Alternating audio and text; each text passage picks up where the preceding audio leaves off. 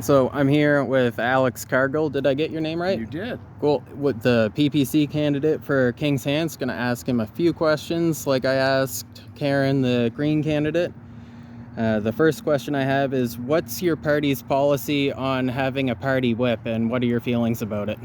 I think our party policy is unwhippable, and Max Bernier is committed to not be whipping anyone, and we have freedom of thought, and we vote our conscience, and we have a party principle, and it's very easy to be a PPC candidate because we're not like the liberals and conservatives where they poll the public endlessly and then a week before the election decide what their policies are. Our policies are kind of set in stone, and we attract people that have basic principles, and it's a very big tent.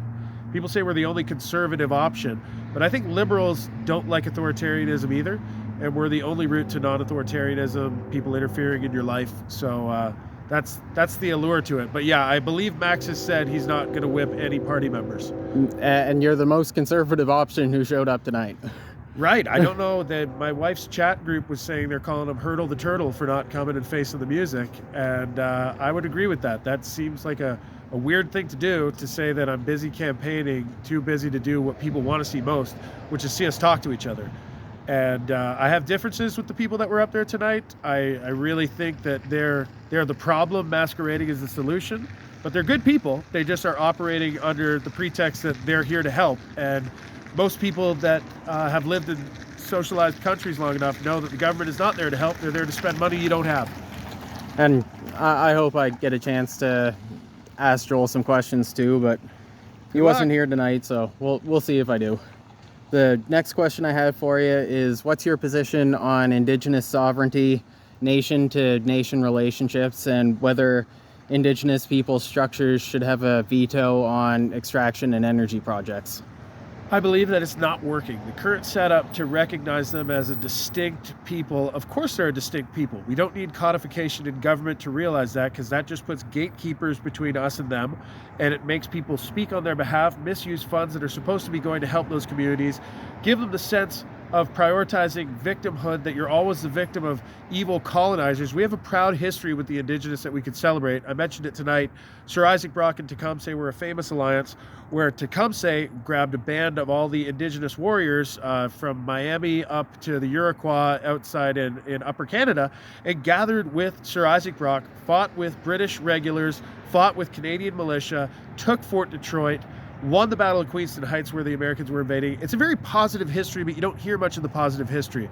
I believe that we're equal and we shouldn't be dividing each other. We shouldn't be causing areas of resentment where they can fish endlessly and we are subject to regulations. I just believe it breeds resentment and it breeds division, and they are proud people that are welcome within the identity of Canada, and they're core to the identity of Canada. But the current setup right now is not right. And the Indian Act was never designed to be a permanent de facto solution like we're treating it right now. It was temporary ground for Indigenous to assimilate to Canada, and that's what I would want. I would want my brothers, the Indigenous, to be equal rights with all Canadians. The benefits of that and the penalties of that, yes, you'll have to pay tax, but you'll be equal and we'll be able to embrace each other and not have this division up where we're at each other's throats and we're constantly in a oppressor-oppressed mentality, which the majority of our politicians operate under oppressor-oppressed narratives. And we want to get away with that. Equality is PPC. The rest of them are pitting us against each other. What's the biggest issue for you for Kings-Hants, and how will you go about it? The biggest issue is seeing a lot of people that feel that they're not represented and they feel like a lack of purpose. And there's people that I want to prioritize our homeless problem, and I want to prioritize the people who this country was built on and have for generations and decades invested in welfare systems that are now being used on massive numbers of new Canadians who are upping the demand for houses. There are people living in their parents' basements 30 plus years old, and it's not possible for them to get their own house. We want to make it available for them to get their own house. We want to treat people that have addiction issues that is mainly rooted in having a lack of purpose, because Canada preaches an ideology that we should hate ourselves and be ashamed of ourselves. We want to restore Canada to being a proud nation that everyone wants to be taking part in, and not just wasting away time struggling with drugs and alcohol. We want to address Canada's problems, Canada's social problems, and not the rest of the world's. And the other parties are throwing away our money in the wind, and they're bringing in new Canadians en masse that none of us asked for. They all have this agenda to populate us and get our population huge. They can't manage the people we have right now, and they want to increase the chaos. It's an insane policy that they all have, and PPC is the only one that says enough of this. Let's prioritize our own citizens. Well, the rich ask for it. They like that they don't have to pay. Right. And they bring in locals. their low-skilled labor jobs, and they're not paying a lot of taxes towards our welfare mechanisms, yet they're drawing on those welfare mechanisms, and they're chain migrating their families over to draw on those mechanisms without ever paying into them. I think Friedman said in the 70s, you can have open borders and no welfare at all, or you can have closed borders and generous welfare. In Canada, we're having both, which is just a boat with a hole in it, and we're wondering why it's filled with water. And not only are we trying to bail the water out and patch the hole, we're saying we should take moderate amounts of more water onto an already flooded boat. It's just insane. Whether or not things are absolutely broken, there's a lot that's not totally working. Right. This is a little bit more of a party-specific question, and I'm just looking for your honest outlook on it from inside the party. I don't mean anything harsh or judgmental by it.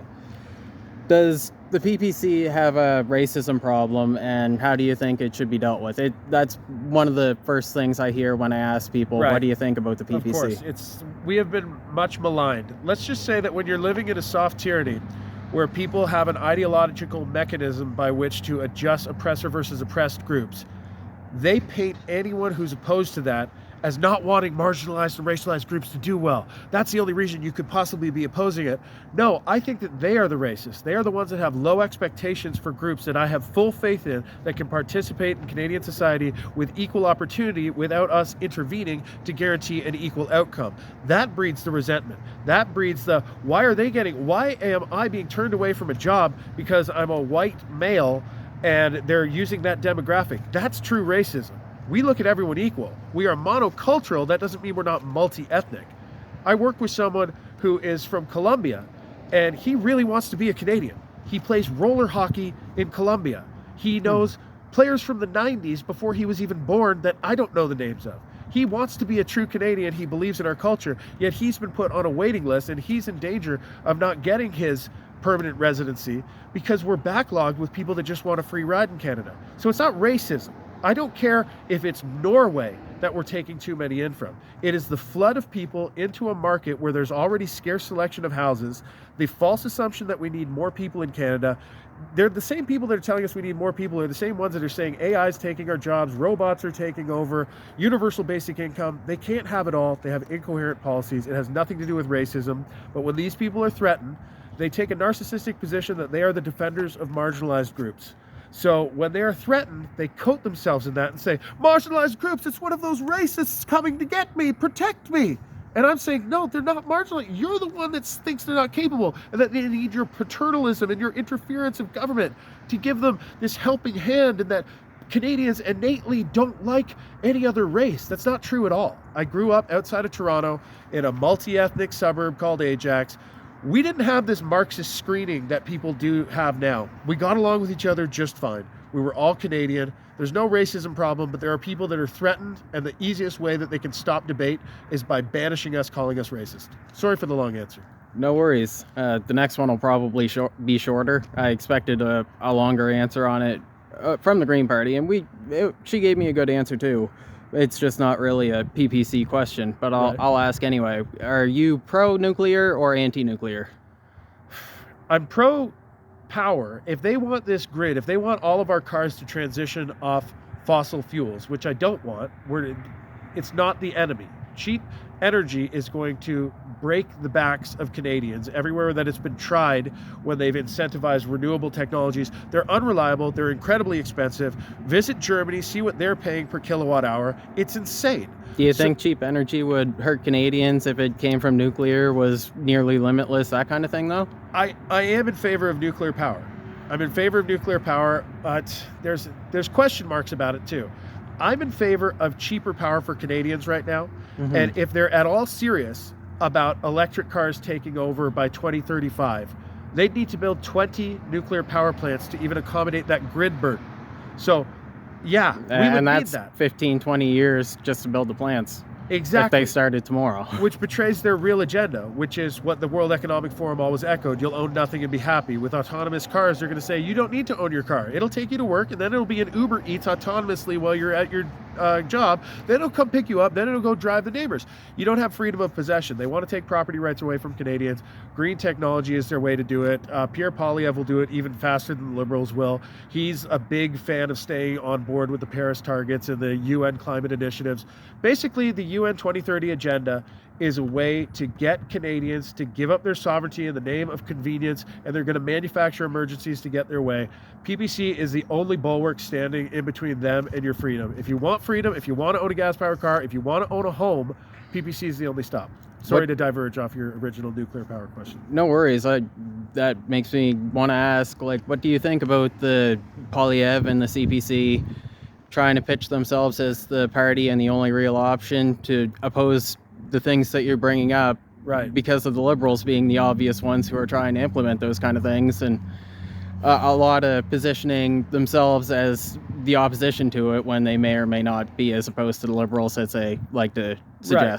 Right. We're the opposition to the Liberal agenda. They're the ones that want to adopt the Liberal agenda because they have no backbone, spine, or core identity. They pull the public. The public is educated by a Liberal subsidized media. So they believe what their media is telling them because the media is censoring out anything inconvenient that would make anyone anxious and look for accountability in their government. So you're not told on your government subsidized news, which is everyone, by the way, which is Global, which is CTV. They're given $700 million a year too. It's not just CBC. They're all getting government handouts to toe the line. You're not going to hear that we're paying $1 billion a week just servicing the debt load that their spending has cost us. Yet all of their answers are, we'll spend more. We're going to prioritize this community. We're going to build homes. We're going to invest. They use the word invest, but really it's public funds. It's your own taxes. If you're hungry, their answer is to feed you your toe. You're going to lose your toe, but you won't be hungry for a few minutes. It's not a sustainable solution. Yeah. So they branded themselves. Long ago, my party leader, Maxime Bernier, wanted the Conservative Party to actually form a core identity of being conservative. Mm-hmm. And I'm not innately right-wing, but I ask the times I live in what's required. If we were living under a right-wing tyranny, I would be Che Guevara far left. Okay, but we're not. We're living under a left Marxist tyranny, which comes in the name of we're going to equalize groups and we're going to equalize outcomes. That is terrifying because it collectivizes humans and it puts sins of groups on individuals in the present. It's really evil, the ideology. So I am conservative right now because of the times we live in. Now, Max Bernier tried to make the Conservative Party conservative. He was cheated out of their leadership election, even though he was winning up to the final round. But then the dairy cartel mass registered and stole the vote and gave it to Andrew Scheer, which is why he's iconically drinking a carton of milk when he won the leadership. And that was the last attempt. I remember that picture too. Right. You're following this up. That's good. So that was the last attempt of the Conservative Party to be conservative. And Max just didn't pick up his ball, go home, and start PPC right away. He tried to work with Andrew Scheer, and he said, look, half of your base wants us to be conservative. Here's what I suggest. Let's work together. Let's do this stuff. And he even took the dairy management off the table, but he said, there's other things that we can do to make it more conservative. And Andrew Scheer bluntly told him, no, we've pulled Toronto and Quebec, and they want a liberal agenda, so we're going to brand ourselves as being more efficient liberals. So Canada has no choice. This is controlled opposition. They know that if they dial up the left-wing tyranny from Trudeau, you'll think it's a relief to get lighter left-wing tyranny from a group that calls themselves a conservative, but they're conservative in name only. They're still adherent to the 2030 agenda. It was them that signed us on to the 2030 agenda. It was Harper, yeah. Right. Well, even before him in 92, it was Mulroney signing us on to Agenda 21, and Harper's last move in 2015 was to re-sign us on to 2030. So he uses these sentences. He says, Canada first. He's not Canada first in the least. It's just a series of words he uses to mollify the real patriots in his base, but they feel betrayed now because they didn't want to oppose Trump. They wanted to work with Trump and diffuse the situation. Where he's using it, he's happy to see that there could be a trade war with Trump because just like the Liberals, his plan is to decimate Canada and rebuild it. And when they rebuild it, they will have their great reset. He even said it himself. He said, my goal now is to rebuild Canada. Why would he say rebuild Canada? Because he knows it's going to get crushed in this futile trade war. And that after 4 years, he said he'll rebuild Canada to be an entity that's not reliant on the United States. Why would we forsake the gift of geography that we have, the fly on the elephant's back that gets all this military protection, that gets 70%, 76% of our exports going to the U.S.? Why would we want to alienate them? It's because Trump is not part of their agenda, and they have to hate him. Pierre doesn't have freedom of movement or any latitude with speaking honestly to Trump. You mentioned Poilievre, or you mentioned Bernier, and talking to the earlier Conservative leader, Scheer. he might have talked to O'Toole. Right. It reminded me of the situation with former Libertarian Party leader Tim Moen and talking about Maxime coming on to the Libertarian Party. That would be kind of another tangent that I might enjoy talking to you about some other time. Right. But that's a good segue into what my last question is, which is, and I feel like this is going to be a pretty easy one. What's your position and the PPC position on firearms? Firearms is repeal C-21 and C-71. Are those the two bills? I don't know. Mike, maybe you know but it's to give power back to citizens. We're living in an increasingly dangerous time where a woke judiciary with 800 judges appointed by the liberal regime in the last 10 years that think woke, they will give a free pass to violent offenders if they fit the right criteria because they are actually racist. They prefer to dispense justice based on race first, and it's put Canadians in danger. So while Canadians are in danger, they should be able to defend themselves. So amending Section 34 with defense of yourself when you're being attacked. Like there was a gentleman in Manitoba who his house was invaded with a guy with a knife. And he ended up getting the knife off the guy and killing the guy attacking him. He served 5 years in jail because a liberal appointed judge judged that he took too much revenge on that guy for invading his house with a knife. So we live in an insane world, and while we're in that, Canadians should be allowed to protect themselves. It also goes into Section 35 of the Criminal Code, where we're going to have to allow defense of our property. So the laws that they have in the States, where if someone's invading your home, you should be allowed to defend your home up to and including lethal force. So that's on the agenda. Also unbanning all the banned firearms. It's not legal owned guns that are causing any problem. It's illegal guns. No criminal is listening to your gun bans or your handgun bans. It's illegal firearms that are causing the damage, and we're taking it out on law-abiding Canadians. And yeah, I'm glad you went into self-defense laws. It's not what I asked about, but a lot of candidates wouldn't even be willing to talk about that, and it's worth talking about. Poilievre recently shared a video on his YouTube where there was a concern around that, and it's something more and more Canadians might be willing to talk about. So thanks for bringing it up. Thanks for answering my questions and giving the people at Kings-Hants another PPC option. That there is one other question I wasn't sure if I was going to ask, but we've had a few different PPC candidates. It seems like almost it's a problem for all the small parties. Every different election, it's different candidates. Regardless of how this election goes, do you think you're going to run for the PPC in Kings-Hants next time around? My dream was always to support another candidate that would run, but I will run again. I don't want this to be deflated. If people right now are locked in a false decision that they only have two options and they can only vote for what they're against. Like a lot of people believe in our platform, but they feel like they're locked into a Conservative Party vote because they just have to get the Liberals out.